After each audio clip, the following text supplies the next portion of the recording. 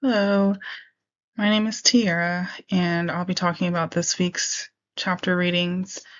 We focused on chapters 23 through 32 and then chapters 5. So there were 3 chapters that really stood out to me. One was sibling relationships. Um, Sibling relationships foster confidence building strategies.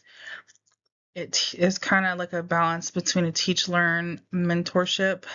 It's something that just is natural when there's an older sibling or older siblings or younger siblings.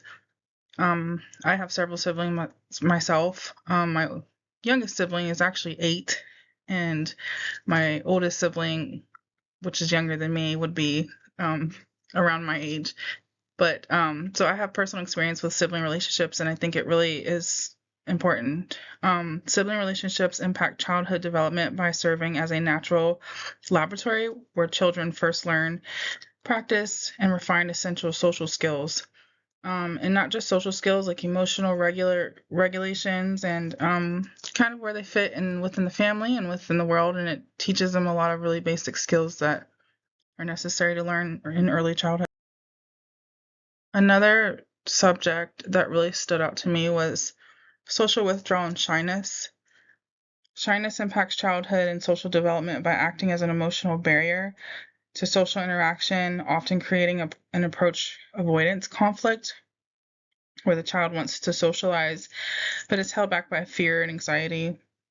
In late childhood and adolescence, shyness definitely has been proven to have a high sensitivity to perceived social threats and social normalcy.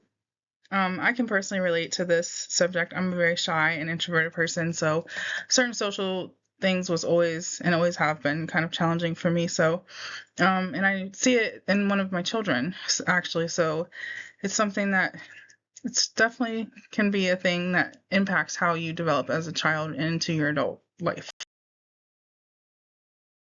In chapter 32, we discussed bullying.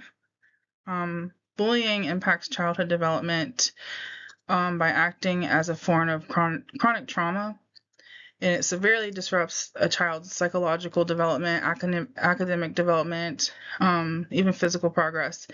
It often leaves scars that persist well into adulthood, and you see this a lot of times, which drive a lot of crime and some of the more bizarre behavior that we do see from people these days. A lot of it can be sourced from a childhood bully or a childhood bullying situation. You just have to be very mindful of it, not just making sure that your child isn't bullying, but isn't being bullied. Here is my references for my visuals. Thank you for watching.